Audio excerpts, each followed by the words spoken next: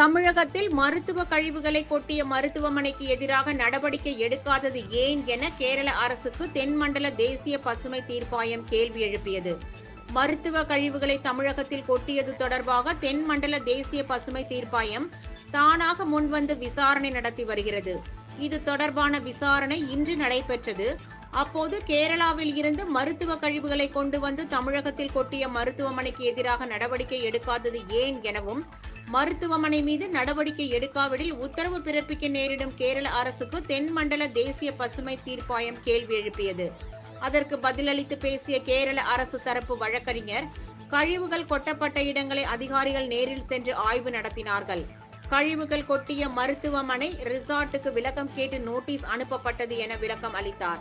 இதனை அடுத்து மருத்துவ கழிவு கொட்டியது தொடர்பாக எல்லை மாவட்டங்களில் சிறப்பு கண்காணிப்பு குழு அமைக்க தமிழக அரசுக்கு உத்தரவிட்டு வழக்கை ஜனவரி 20ஆம் தேதிக்கு ஒத்திவைத்தனர்.